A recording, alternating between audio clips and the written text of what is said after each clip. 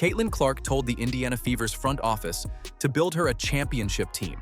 And they went out and did exactly that on day one of free agency as signings officially begin today. 4 free agents, 4 specific holes from last season, all filled within hours of the signing period opening. One of them got leaked by accident. One of them was a straight-up heist from 2 of the biggest franchises in the league. One of them becomes the first player in Fever history to sign a $1 million contract. And one of them is a veteran to anchor the locker room. And guess what? The front office is not yet done with even more signings expected to round out a 2026 championship roster, which we will reveal more in a bit. Do you think the Fever will win a championship in 2026? Let me know down in the comments below. I see a lot of players wanting to go, in this offseason, a lot of players are going to want to go to the Fever. But they're going to have a pick of a lot of free agents that are going to be like, I want to play here. Caitlin Clark didn't whisper this. She went on an NBC broadcast and told anyone listening exactly what she expected from the 2026 season. We were trying to win it all last year. That's certainly what we're trying to do this year. And then she went further, saying flat out, I think we're going to be the favorite to win it all. That's not a player hedging. That's a franchise player putting the front office on notice publicly. And now Kelly Krauskopf, Amber Cox, and Stephanie White had to either match that energy or watch Clark's frustration grow. To their credit, they didn't flinch. Krauskopf, Cox, and White all went on record this offseason saying the Fever are now a destination, that free agents are calling Indiana, not the other way around, and that the culture around this team has completely flipped from something players tolerated to something players actually want to be part of. And look, that's a strong thing to say out loud because there are plenty of WNBA franchises that describe themselves as destinations and then watched free agents sign somewhere else showed it.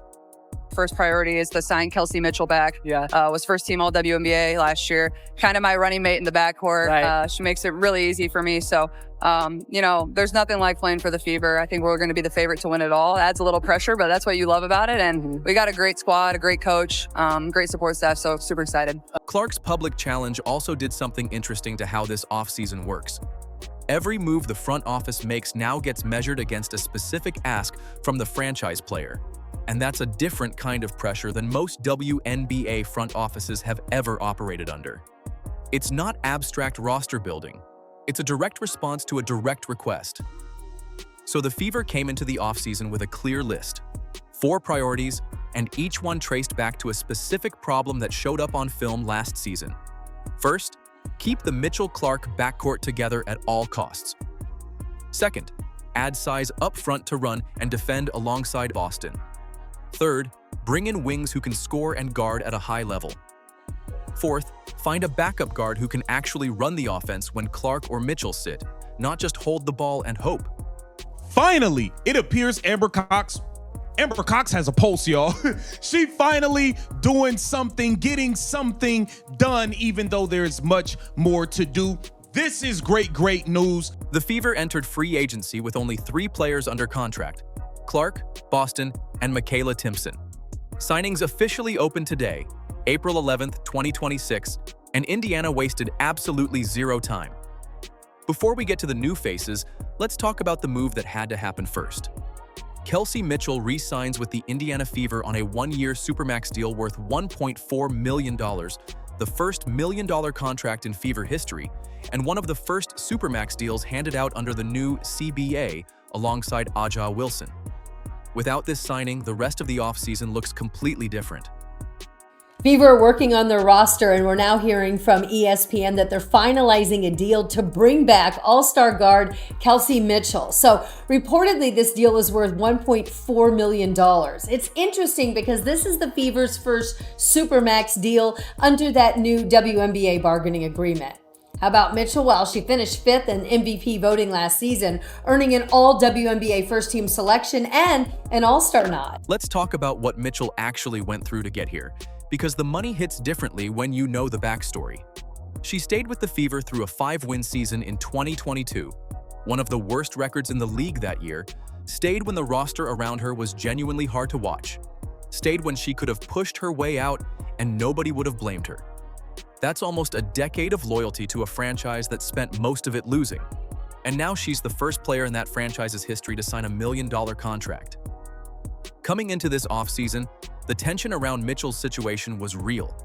She earned first-team All-WNBA honors after the 2025 season, and a player at that level on an expiring deal attracts attention from around the league fast.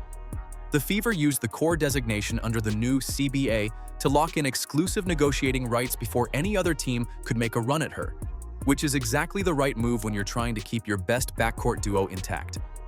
Under that core designation, Indiana controlled the conversation, and Mitchell chose to stay rather than test what the open market would have offered.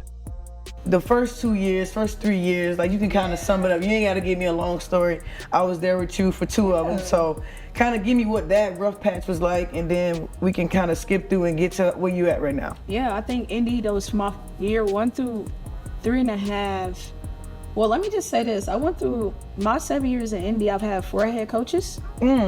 So that within itself was kind of like, you know, no one really knows what an experience of like the black stick at the bottom.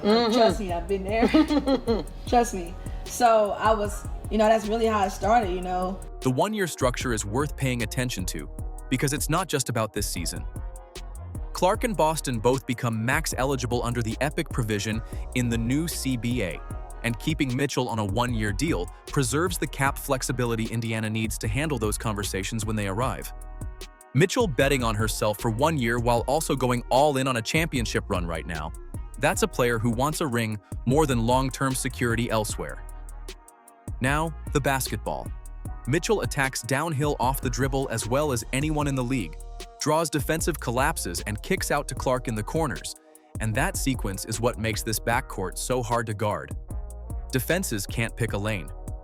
If they load up to stop Mitchell getting to the rim, Clark gets open looks. If they chase Clark off screens, Mitchell has a runway. Mitchell doesn't just complement Clark's game, she actively makes Clark harder to guard, and those are two very different things. Shanae Agwumike ended up dropping the news about Kelsey Mitchell. Stated all WNBA first team and 3-time WNBA All-Star Kelsey Mitchell is finalizing a $1.4 million Supermax 1-year agreement to return to the Indiana Fever. From 5 wins in 2022 to first-team All-WNBA in 2025, Mitchell's own game grew alongside the roster around her. Her decision-making sharpened, her shot selection tightened, and she became the kind of player who earns a supermax on merit. Priority 2 on Indiana's off-season list required a completely different kind of maneuvering. The Golden State Valkyries wanted Monique Billings. The New York Liberty wanted her too. Indiana got her anyway, and the reason comes down to something no other franchise could actually offer her. Let's talk about what Billings actually solves, because last year's front court next to Aliyah Boston had a real problem. Natasha Howard brought toughness and interior defense, no question, but running the floor at the pace Clark pushes, spacing out to the three-point line so Clark's drive and kick game opens up, defending the post without collecting foul trouble every other possession, that combination wasn't consistently there. The Fever's offense flows when the forward next to Boston can do all 3 of those things, and too often last season it stalled because that forward couldn't. Monique Billings took a meeting with the New York Liberty, but should sign with the Indiana Fever, I'm being told. Hashtag WNBA free agency. This is big news. Shout out to Roberta. Listen, I don't know what you did, what you had to say about Caitlin Clark in the past. All I know is you've been coming with some heat during this free agency. You've been outdoing a lot of the people we normally go to. Hey, it is what it is. Shout out to Roberta on this one, man. Monique Billings appears to be signing with the Indiana Fever, and we could already see the chemistry she had with Caitlin Clark at Team USA. Billings is 6'4". She stretches the floor from the perimeter, finishes at the rim, and she sprints. That last part matters more than people give it credit for when your point guard pushes pace the way Clark does. A forward who jogs the transition is a forward who takes herself out of plays before they even develop. Billings doesn't jog, she sprints. Compare her directly to Howard on the numbers that actually matter for Indiana's system. Floor spacing, transition frequency, post-defense foul rate, pick and roll coverage. Billings grades out better in every one of those categories for what Stephanie White is trying to run. Here's where it gets interesting, because this signing wasn't just a roster fit, it was a relationship Indiana already built. Billings and Clark played together at the FIBA World Cup qualifiers in Puerto Rico, and Billings finished that tournament as the most frequent recipient of Clark's assists. When two players develop that kind of on-court shorthand in a competitive international environment, you don't need a training camp to build chemistry from scratch. It's already there. Stephanie White was an assistant coach on that Team USA staff, so she watched that connection form in real time and knew exactly what she was looking at. And Monique Billings, Caitlin Clark in the pick and roll, I can see it already. Look at that, good screen. That's a good physical screen. Great bounce pass from the GOAT. And the finish, left hand through contact and one for Monique Billings. We're going to be getting a lot of that. Look at it. We're going to be getting a lot of this two-man action this year. We're going to be getting a lot of that, and I cannot wait. And it doesn't stop with Clark. Billings played alongside Kelsey Mitchell in Unrivaled, so she already knows the timing and tendencies of both Indiana primary ball handlers. The Fever are adding a player who's essentially already been in the system, just wearing a different uniform. Golden State had the Bay Area market and a brand new franchise with money to spend. New York had a championship pedigree and a roster full of proven winners. What Indiana offered was a starting role built around her specific skill set, a facility no other WNBA team can match, and a realistic shot at a ring in 2026 rather than a supporting role somewhere else. Golden State also never used their core designation on Billings, which meant Indiana signed her as an unrestricted free agent without sending any compensation back to the Valkyries. The Fever got her for free, and two premier franchises watched it happen.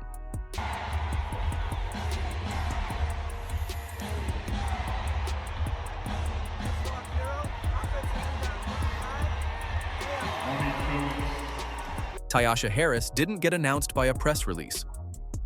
Fever GM Amber Cox and assistant coach Austin Kelly posted a workout video that included Harris, tagged it with the hashtag #FeelingFeverish, and anyone paying attention to the WNBA free agent market immediately knew exactly what that meant. You don't fly someone in for a workout with the GM watching courtside if you're not serious, and you definitely don't post it publicly with that hashtag if the deal isn't basically done. The announcement came before the announcement. The backup guard spot needed fixing badly. Sydney Colson tore her ACL last season and won't be available, so the options Indiana had behind Clark and Mitchell last year are gone, and what replaced them needed to actually function in Stephanie White's offense. When Clark sits, the offense can't just stall and wait for her to come back. Someone on that bench needs to initiate, run pick and rolls, and make quick decisions under pressure, and that's a specific skill set that doesn't grow on trees. One thing I do know is Ty Harris is a solid backup point guard. Solid backup player. I think she was starting at times for the Connecticut Sun. She can play this game. I think she's good enough to come in and, spell Caitlin Clark 8 to 10 minutes a game. Okay, come in for that 8 to 12 minutes at 12 minutes at the most, and give some quality minutes as a backup point guard. Like Harris spent time with the Connecticut Sun, shoots right around 40% from three on her career numbers, and she's only 27 years old, so she's not a stopgap.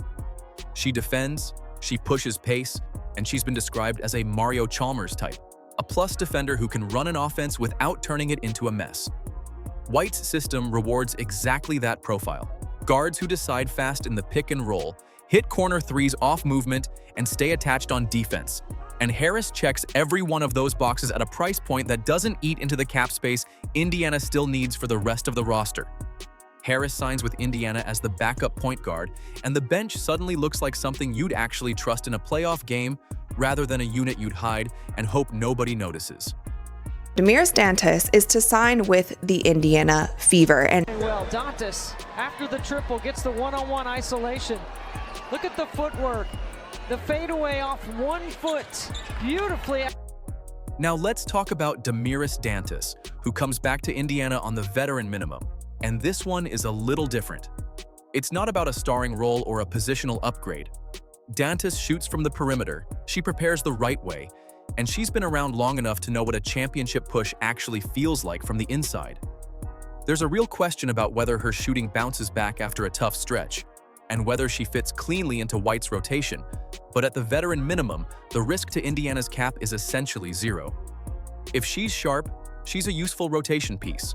If she struggles, the Fever haven't compromised anything to find out. So both Harris and Dantas are confirmed. and Indiana has now officially checked off all 4 offseason priorities within the first hours of the signing period opening. The backcourt is locked, the front court got upgraded, the bench has a real point guard, and the veteran depth is filled. But Amber Cox made it clear the front office isn't finished, and the names still circling Indiana could change the ceiling of this roster entirely. This time it's very obvious. They need depth, they need defense, and they're trying to win right now. They cannot really bridge things any longer. 4 signings confirmed, 4 priorities checked off, and Amber Cox is already working the phones on the next wave. The difference between a good roster and a championship roster usually comes down to the depth pieces, the players who don't start, but who you absolutely need when a playoff series goes 6 games and bodies start breaking down. Let's talk about Lexi Hull and Sophie Cunningham first, because both are expected back. Hull's situation is a little complicated since she's a restricted free agent, which means Indiana extends a qualifying offer and then watches to see if anyone makes a run at her from outside. If another team tables a number, the Fever have to decide whether they match it or let her walk. Her return isn't automatic, and the front office needs to stay engaged and ready to write a check that might be bigger than they'd prefer.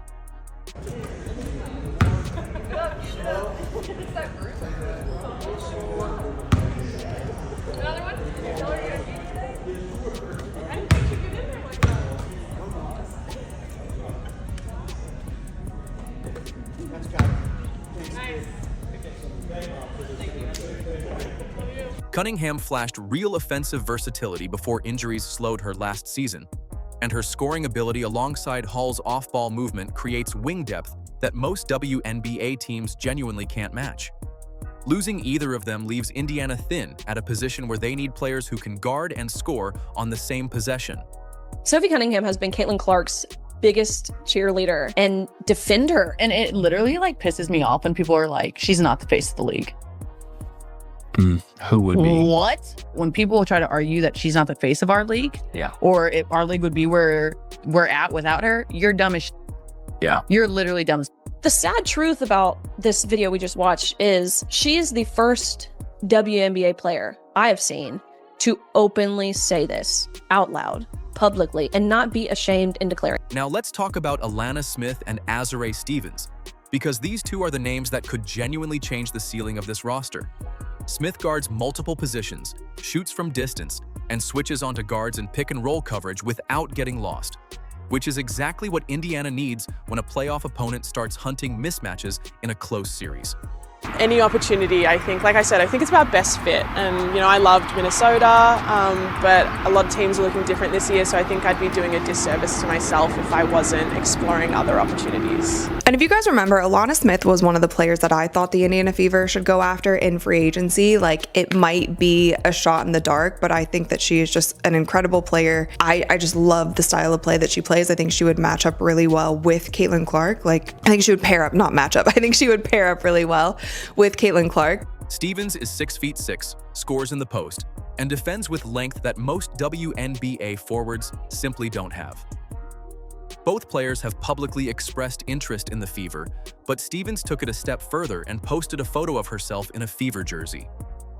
In WNBA free agency, that's not a casual social media moment. That's a player telling the entire market where she wants to play. Come on, girl. Come on, girl. We want you in Indiana. You talk about the perfect big for a Caitlin Clark, Aliyah Boston situation. This girl step out and shoot threes like it's nothing. 6'6", 6'6", long arms, rebound, play defense, shoot the three-point shot, attack closeouts, pump fake, put it on the ground, midi pull up. She can do it all offensively, and she doesn't need to be the primary option. She don't need to be the number 2 option. She don't even need to be the number 3 option. You know why? Because she was none of those things with the LA Sparks. Picture this full roster if Smith and Stevens both sign. Clark and Mitchell in the backcourt, Boston anchoring the interior, Billings providing size and floor spacing, Smith switching onto guards, Stevens defending and scoring in the post, Harris running the second unit, Hull and Cunningham rotating at the wings, and Dantas as the veteran presence off the bench. That's not a team hoping to compete. That's a roster built to win playoff basketball in every matchup. But the cap math is genuinely tight. Mitchell's $1.4 million supermax, Clark's $528,846 salary, and Boston's potential max contract under the Epic provision could push those three alone toward $3.1 million, out of a roughly $7 million total cap. That leaves just under $4 million to fit Smith, Stevens, Hull, Cunningham, Harris, and Dantas, and every signing from this point forward requires the front office to thread a needle without blinking. Because in 2027, the salaries around Clark, Boston, and Mitchell get significantly more expensive, and this window closes fast. Well, we're looking forward to watching it for sure. You guys saw that May 9th against the Dallas Wings. That'll be the first time you see Caitlin back in her Indiana Fever jersey, but they're getting ready for training camp. That starts April 19th for her. But guess what? She's not really going to go anywhere. Caitlin's going to hang around a little bit. So does this roster actually win a championship? A year ago, the Fever were asking Clark to be patient. Now Clark's asking them to be bold, and they answered with 4 signings on day 1. If Hull, Cunningham, Smith, and Stevens all come through, Indiana stops being a team other franchises scout and starts being the team every other front office builds their offseason around stopping. The Fever haven't occupied that position since their last championship run, and that's a real shift. Do you think the Fever will win a championship in 2026? Let me know down in the comments below. Like, subscribe, and turn on all notifications so you never miss out. Click the video on the screen, and we will see you in the next one.